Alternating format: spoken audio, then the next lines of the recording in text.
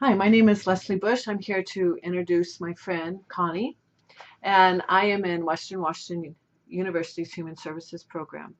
And I thank you, Connie, for your time and helping me with this interview. I also want to disclose that this interview will be published online, and it will be published with my Human Services class. And I just want to make sure that you're okay with that and you understand that, Connie. Yes. All right, thank you. I want to start with Connie. You've been a massage therapist for how many years now?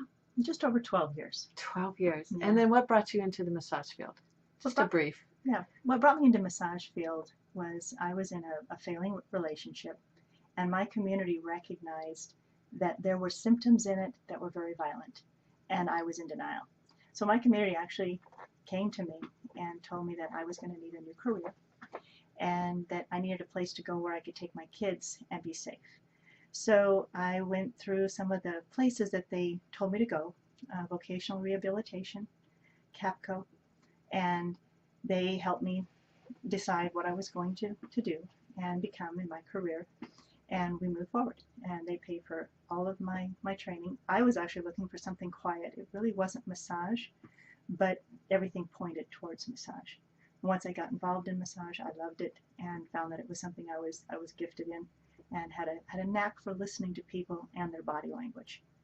And that's how and then when the relationship became so extreme that my life was in danger, the children's lives were in danger, then the community came to me and they moved me to whatever place I wanted to go in the United States. And I was suggested to go to the Seattle area, and they thought that would be the best for us because I was moving kids here without birth certificates. No, they had never been to school. I had 5 kids. The youngest was special needs, and the oldest at that time was 19, and he'd already left home. So I had 4 kids that needed to go into school. And so then I was recommended that I come to the Bremerton area because they were the most adaptable in getting people of different beliefs and nationalities into the public school system.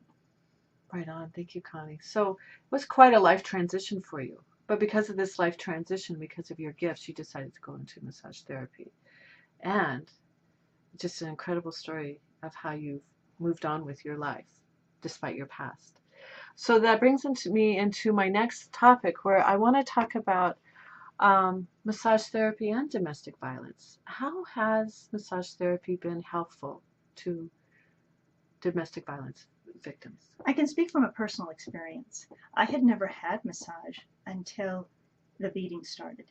And I didn't want anybody to know about them because you're ashamed of it. But I did go to a therapist in our town, and in that quietness, it would empower me to look at the situation that I was in and face the fact that I was going to need to leave him. So while you were in the domestic violence and things were pretty volatile or acute, massage therapy would give you a place to be able to reflect and to be able to safely reflect. You felt safe and empowered because as your body relaxed and the different muscles that were tense within you from where your brain was at, because remember, as an embryo, we grew from the brain out. Every part of your body is a reflection of thought. So when you're stuck in thought, you're stuck in a place in your body.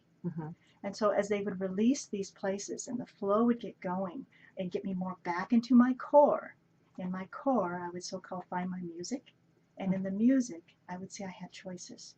And then I could be empowered with them and be able to make a choice without all the emotional garbage that was still clinging to me. Because the muscle that held the emotion was now dissolved and relaxed. So massage therapy helped you to get back into your parasympathetic nervous system. Exactly. Where restoration and relaxation is helpful. Yes. But you had to be in a connection with your massage therapist, and you needed a place where you did feel safe, so you could download in a sense. And I knew the best part I liked about her was I knew she was not going to intrude. She was not going to make decisions for me. She was going to let me make my own decisions up. I knew she wasn't going to run and take my children away from me, because that's the biggest fear that people in domestic violence have, is they feel they're an unfit mother. And we never had alcohol, we never had drugs, but we had the physical abuse. The physical abuse would make me be afraid that if I spoke up, that CPS then would take my children away. And when she empowered you with the fact that no one's going to do anything, we're just here for your good and for your children's good, good grows and it overcomes the bad and it gives you courage. So massage was a safe place for you to reflect. And you also felt a level of acceptance because the massage therapist wasn't trying to overpower you or to force you to do something that you just weren't ready. You just weren't there yet. Exactly, exactly. And that's what I learned after this. I got to be good friends with Lori Wilkie. Lori Wilkie has a degree in, and she teaches at Chapman University, domestic violence and its effects on children, and molestation and its effects on children, and divorce and its effects on children. She teaches these classes, and she did a lot of counseling with myself and my children.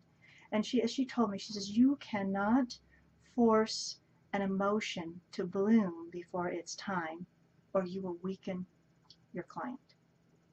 And so what massage did is it just let things flow, and there were things that I wasn't yet ready to face.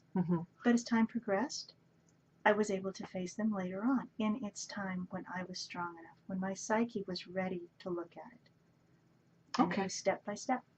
So massage therapy helped you to build your strength. So you also did an inner reflection, but it also helped you to build your strength to a place where you were able to make those life changes. And that was a big life change. It was very brave of you. And I came from a place where counseling was absolutely taboo. You had to be insane, crazy, and a lunatic to go to a counselor because they were even more insane and more crazy than you. That was the belief system that was taught. And it was through massage, really. That was my connection to myself. So you went to a massage therapist before you even went to a counselor or reached out to a human service program? Yes. And then I was ready for the human service program. I was ready for the little thing of just our community bringing me some food. I wasn't even ready for that. So what was the transition? What do you remember? Like what happened? What was the transition for you to get to a place where you were ready to move to the next step? Everything was baby steps. But the big step where I realized that maybe a divorce was coming in to my life. So I was actually sitting at a stoplight. I'd gotten a massage a couple days before. Sitting at a stoplight, looking at a car that was, I know that person was on their like the third car in the last 8-9 years. And I was sitting in my pickup. I didn't have seatbelts for any of my kids. My door, if I leaned on it, it fell open and I'd fall out. And I had totally bald tires. I mean, nothing but wires sticking out. And I was looking at that and it suddenly hit me.